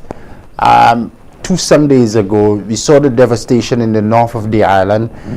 We saw the impact that it had on the education sector. We saw the impact that it had on the tourism sector as well, on domestic infrastructure, national infrastructure, the losses in the millions. So that was evidence of climate change at our doorstep, if you ask me, 2 Sundays ago. Negotiators, government leaders, advocates, climate advocates, scientists as well, they've all gathered in Egypt this year to try to address this global phenomenon of climate change.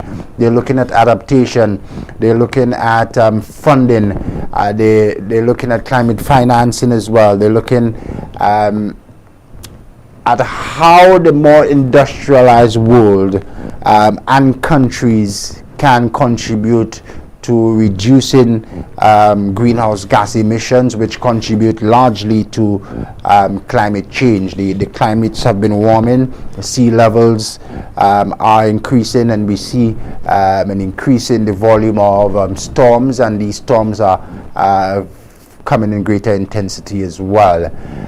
Katie, can we just try to reconnect here with the Minister Sean Edward? Let's take a quick break. Allow me to adjust my headphones as well, and then we should be back on with the Honourable Minister, who connected a short while ago live from Egypt. We'll be back in just a moment, again on this Tuesday, and a few weeks in before the 25th and the 26th. We say happy holidays.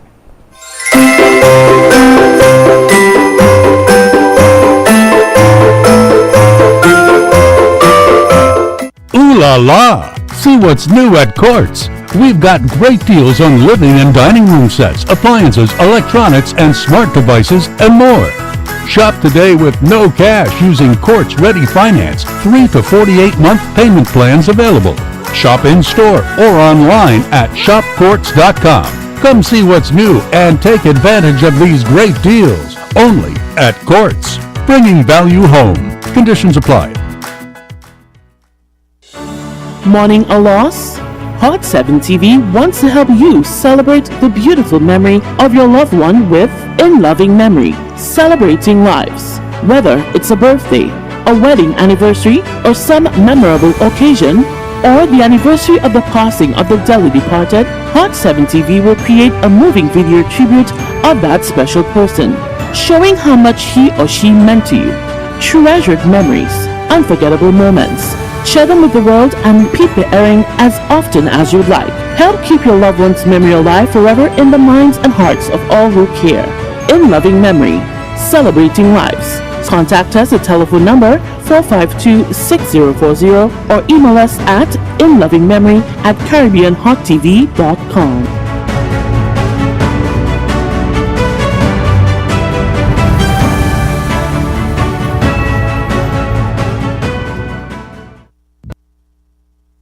Get your clothes sparkling clean with whiter whites and brighter colors. Use Joby antibacterial washing powder. Ultra concentrated formula gives more washes with brightening factors added to keep your clothes looking new.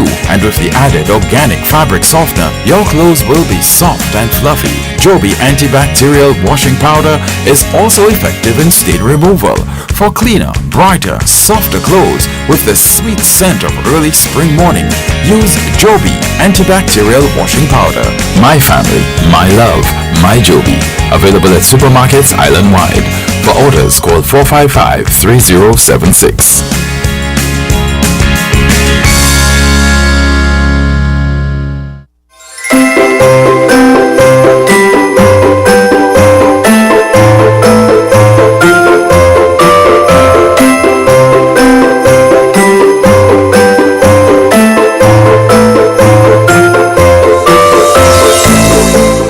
Ready for the road. Yo, St. Lucia, it's your boy Pablo saying a wonderful good morning to you wherever you are.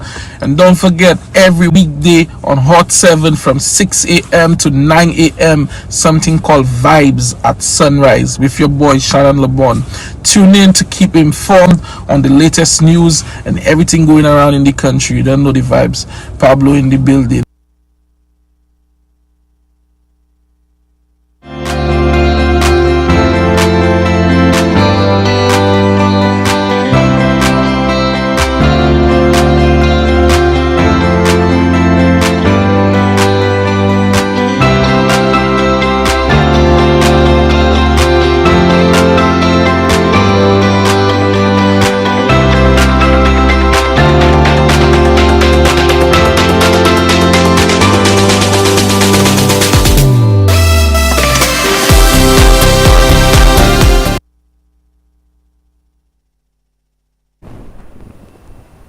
Welcome back, and thanks for staying with us. Let's now journey across to Egypt to connect with Government Minister with responsibility for sustainable development, the Honourable Shaun Edwards, the Member of Parliament for Dennery North as well.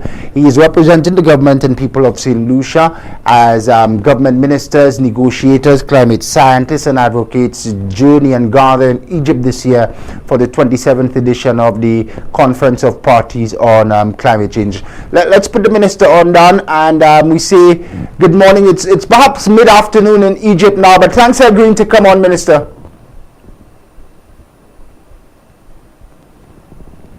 Minister Edward is here.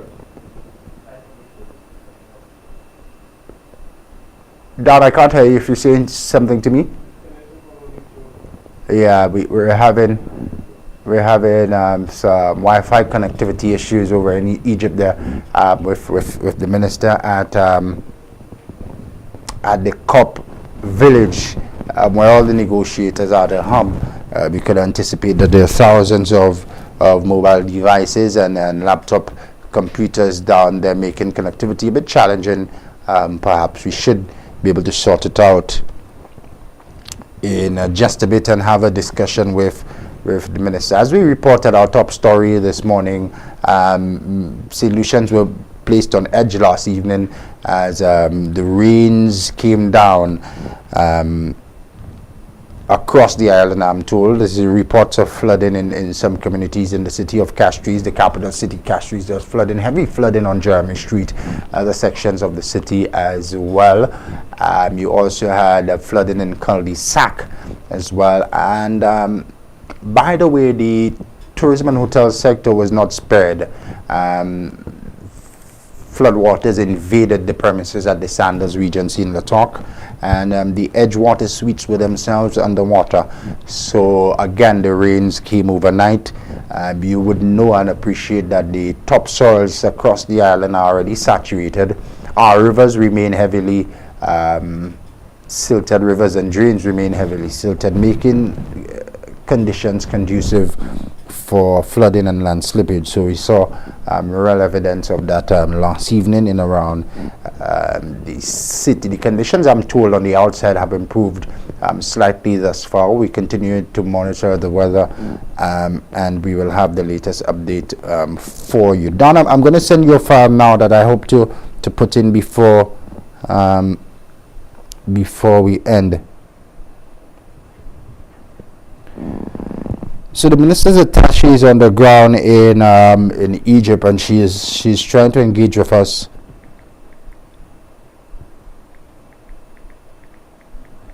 She's trying to engage with us to facilitate our scheduled interview. Very, very important discussion that we need to have to get the perspective, policy perspective from the minister who is attending and representing St. Lucia at COP 27. You'd appreciate there's a lot of work which goes into the COP conferences. And this morning we hope to give citizens an appreciation as to why St. Lucia needs to be represented at those tables, and what are some of the discussions that are having taken place at those discussion tables. So the minister's attaché is in back and forth communication with us. Stay on the go like we are. We're on the go with flow this morning. So stay with us. We conclude on top the hour of 9. Done. I would have just hit send. Down on a file. There's a prediction of an active weather week for the Caribbean region. I hope to share that with you before we conclude on top of the hour of 9 o'clock. And by the way, if it hasn't birthed us yet, Katie, what did we do? Did we end and reconnect with the minister, or he just rejoined? He rejoined, so we'll just have to hold on for him, right? Excellent, no problem. And if you didn't know, there's a cruise ship in port today. If it haven't birthed, it's exciting times for a lot of vendors every time the cruise ships come to town. So today, Tuesday, we're expecting Celebrity Edge. They're going to be in Port Castries today. They're going to be berthed at Point Surfing, dock number 1. Yeah, I can give you that information. Today, Tuesday, is a cruise ship in port. Tomorrow, we're expecting 2. Yeah, we're expecting 2 cruise ships. We're going to give you the updates. All of the updates right here. But today's a big day. IPA, good morning to IPA and all the vendors in downtown Castries. Good morning to taxi drivers as well. A big day, huh? Celebrity Edge in Port Castries today. Let me see what the minister's attaché is now saying. We have some updates. There's issues with internet across the conference venue. Yeah, I would appreciate, because based on my experience as well, you have that main hub venue, the conference village they call it, and you have thousands, if not about 10,000 people in there at one particular time, negotiators, and they're relying on that one internet connection hub. So you have thousands of mobile devices, computer devices as well, trying to log on. So as I said, we appreciate that they have connectivity issues. The minister has advised that he will do an interview. All right, so we'll fit him in. Serious connectivity issues there. So do me a favor, my co-producer who is in direct contact with the attaché, let us book for the minister to come in studio. That's fine. Let us book for the minister to come in studio, and we can do a review on COP. We can talk education. We can talk Denry North and other matters of interest to him and us as well. So let's make that arrangement from now, and we appreciate it. So we apologize to our viewers. We know a lot of you would have tuned in to hear from Minister Sean Edward from Egypt today, but we brought him on screen, as you saw. Serious connectivity issues there at the COP conference. We apologize to our viewers, advertisers, and supporters. We're unable to bring you that interview at this time. The minister has assured that he will speak with us upon his return to St. Lucia. That's fine. That's fine with us. Yeah, so a few more updates that we can give before we conclude on top of the hour of 9. Like we said, and you want to wake up early, make it a norm. Put your phone on alarm or get an alarm clock. Wake up at 6, because we break the news at 6 first. And as we told you at 6, our top story, many St. Lucians were brought to their knees last evening, praying and hoping for the best, asking for protection as the rains came down with massive thunderstorms as well last evening.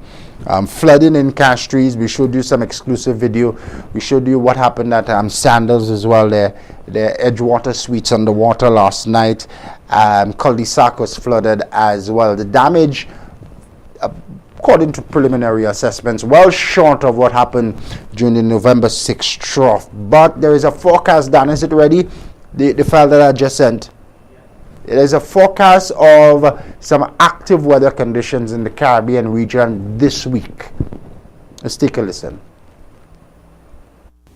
Thank you very much for joining me on this Monday. I'm meteorologist Brian Shields. There are a couple spots that I'm watching out there for kind of flare-ups of rain and storms, the potential of flooding. But at this point, I'm still not seeing anything that is definitely going to spin up into a tropical depression or a tropical storm at this point. So I'm optimistic. While there's a lot to track this week, it's going to be an active week. I'm not seeing any signs of development. I want to pass along that good news right off the bat. But again, watching this area, southern Caribbean, watching over toward Nicaragua, some of our islands, Colombia, and then swinging back toward Panama, watching out for some of those rain and storms. Costa Rica, we've been seeing that. So I'm going to keep an eye on this sector. I'll break that down further in a second. And then elsewhere, scattering of showers and storms. Antigua and Barbuda, we've seen some nearby, mostly activity just offshore. Keeping an eye on that flare up still to the east of Barbados. I was talking about a couple videos ago how tropical waves, disturbances, whatever you want to call them this time of year, don't necessarily just march across. Sometimes they get caught up in fronts. Sometimes they just fizzle out. So it's a different time of year. So let's break it down further. And still some rain and storms as we get near the ABC Islands. So let me get a little bit closer here. Aruba, back through Trinidad, Tobago, Dominica, Antigua, and Barbuda, Montserrat. As we take you through the day, we're going to see that chance of some spotty showers and storms. Not super widespread. Again, more of it's going to be in our western tier. Little flare up off of Jacmel as we get over toward Haiti. So again, a scattering of showers and storms. But as the week goes on, we're going to see that higher chance of rain picking up. All right, again, this is the area that I'm watching, Western Caribbean. If there's going to be a spot over the next week to 2 weeks that flares up, it'll be in here. Not only do we have extra rain and storms like I just showed you in this area now, but as we go throughout the week, we're going to see that building further. So let me show that to you. So this is that spot that I'm watching. If we get development next couple of weeks, this is where we could see a spin up. And of course, watching here where we're seeing some of the extra rain and storms. So kind of two spots. That spot there, this spot here. This is all going to set the stage for that week that we'll be tracking some areas of rain, storms, and that potential of flooding. So this is 4 o'clock today, and you see a few showers popping up. Dominican Republic, Haiti, Puerto Rico, Virgin Islands. Not super widespread. Seeing more Costa Rica and Panama. But let's bring you forward. I'll bring you to our Tuesday. This is tomorrow, and you see right there more rain and the potential of some flooding rain, especially over towards some of the higher terrain. Nicaragua, back through Costa Rica. Then we swing back here, watching out for more rain and storms, Trinidad and Tobago. But this flow here is eventually going to spin in. So a few more showers and storms, Honduras and Belize as we get into tomorrow afternoon. Just the focus just still south of Belize and Honduras. And again, watching out for some of those scattered showers and storms as we get across the Eastern Caribbean. So that takes care of Tuesday. Let's get into Wednesday. I'll take you into Wednesday afternoon, stopping it here. You see, there we go again. When you see the brighter color showing up, the yellows and the reds, that's telling me that's more intense rain, the potential of flooding rain. So watching two spots again, and you see some of the moisture that I was talking about to the east of Trinidad, Tobago, east of St. Lucia, Barbados. Interesting weather forecast, interesting patterns that we're continuing to monitor. So what we saw and experienced last evening is the residue or the tail end of that trough system continuing to present cloudiness and continuing to present rainy and thunderstorm conditions last evening. Dan, quickly, can we just share some of that video from last evening? Yeah, can we just share some of that? And we share it as a preview to a discussion tomorrow. Former Magistrate Nigel Tusia will be my special guest, discussing how you can begin to consider storm insurance and how you can begin to make your claims, insurance claims. What we call it tomorrow, Magistrate. Let's call it tomorrow. Disaster law. So now we have on screen footage from inside Sanders Regency. That's the Edgewater Suites there, underwater, as flood waters invaded the premises last evening.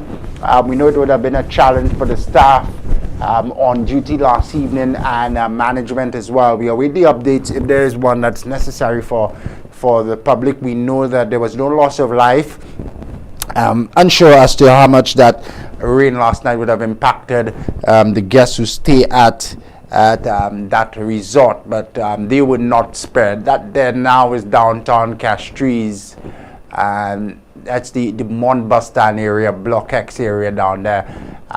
Some rain there as well. Yeah.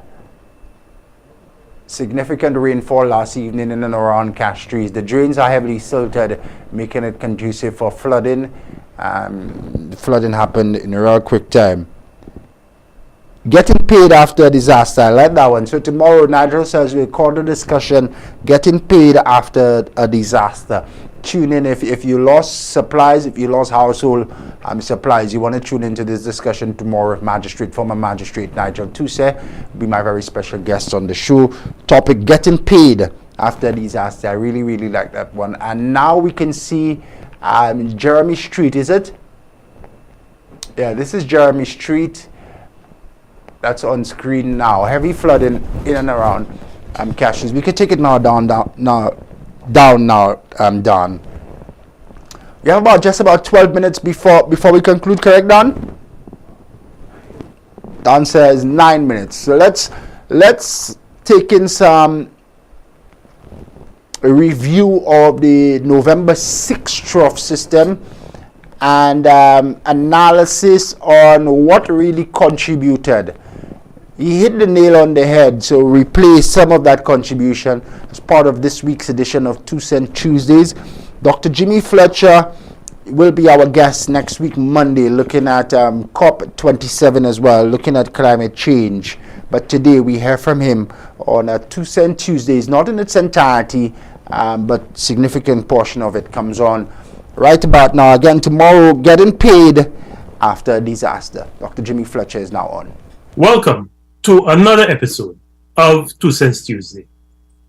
On Sunday, with very little warning, the residents of the north of our island, myself included, were severely impacted by a weather system that dropped several inches of rainfall within a very short period.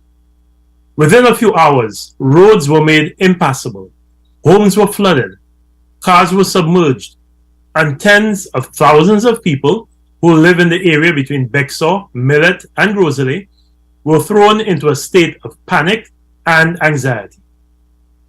The timing of this weather system was ironic because it happened on the same day that the 27th Conference of the Parties, or COP27, of the United Nations Framework Convention on Climate Change started in Sharm el-Sheikh in Egypt. This is the 6th COP since the countries of the world came together at Le Bourget in Paris to adopt the historic Paris Agreement that was supposed to have been the catalyst for us, for the globe, for all of the countries in the world to save our planet, and in particular to help the residents of small island developing states, SIDS like ours, to protect us from the devastating effects of climate change. To say that what has happened since that COP, the Paris COP, COP21, has been disappointing would be a massive understatement. But I will deal with that topic next week when COP27 enters its final days. For this week's 2 Cents Tuesday, I want to look at the part that we play in these disasters. Keith Nichols, who is a friend and former work colleague, who now works at the Caribbean Community Climate Change Center, or 5Cs as we call it, said to me a few years ago, climate change is everything, but everything is not climate change. I was struck by the accuracy of that very simple but deeply profound statement. It is true that climate change is affecting every aspect of the lives of residents of small island developing states like ours, from the impacts on health to the effects of hurricanes. No sector and no demographic is spared. Therefore, climate change is everything. But it is also true that not all the severe damage that we experience is the result of climate change.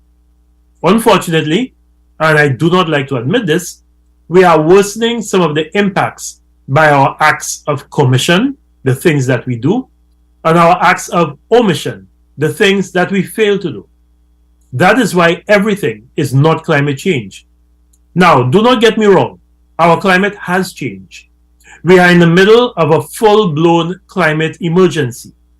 In fact, I no longer like the phrase climate change because it conveys a deceptive message of a gradual process that will happen sometime in the future. For us, the reality is that future is now, and the impacts are catastrophic. This is a climate crisis.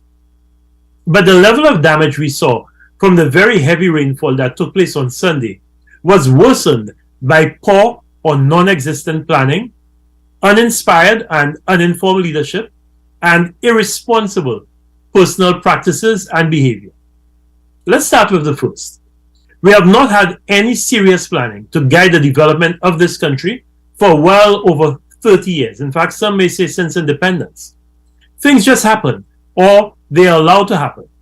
An investor approaches a minister with a plan to build a hotel or some other large infrastructure project, and all our governments see are the money that the investor claims he or she will pump into the country, the people the investor promises to employ, and the public relations and political capital the administration will get from securing a new investor. Very seldom is this potential new investment assessed to see how it fits within the overall development master plan for the community or the country. Why? Because these master plans do not exist. One of my science teachers at St. Mary's College, Glenn Long, decades ago, once said to me that, and I quote, "Growth just for the sake of growth is the philosophy of cancer cells." End of quote. He is absolutely right. Cancer is caused by some of the cells in a part of our body growing uncontrollably and eventually spreading to other parts of our body where they form new tumors in a process called metastasis. Sometimes I get the sinking feeling that the type of growth we are allowing to take place in our country is following that same pattern. The sad thing is, government agencies are also major culprits in this regard. How else can we explain why the Dame Paulette Louise Primary School was built in the middle of a floodplain in Union? The experience from Tropical Storm Debbie alone should have told us this was not a good idea. But clearly, either one agency did not talk to another, or the advice that was given was ignored. It is also why every year, during the annual river desilting program that is undertaken by the Ministry of Infrastructure, the officers of the Forestry Department are left frustrated and annoyed when they see contractors scraping the riverbanks and leaving them even more exposed and vulnerable. And even worse, sometimes uprooting and destroying the saplings and young trees that had been planted along the banks to bind the soil together. How do I know this? Well, I know because I hear the complaints every year. Why have we allowed housing developments, livestock holdings, and other human activity to be established in or near important watersheds and watercourses?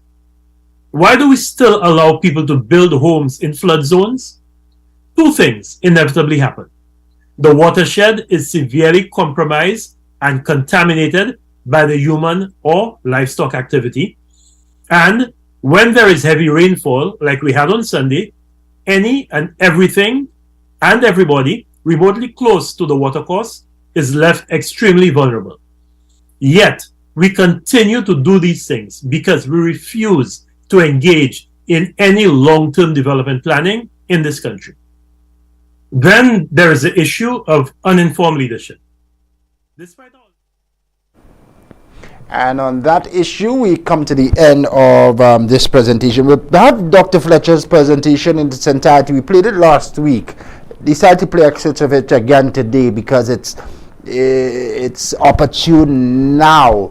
Negotiators are gathered in Egypt for the COP conference. The rains continue to pour here. We continue to remain on the front line of climate change. Dr. Fletcher now not happy with the use of that word, climate change. I'll go in depth with him when next we have a discussion. But that's all the time. We have the full presentation of 2 Cents Tuesdays on our YouTube channel. Good Morning St. Lucia, content there in full HD, and everything from this morning show, the interview with Natoya and all of our guests is already uploaded on the YouTube channel. Good Morning St. Lucia.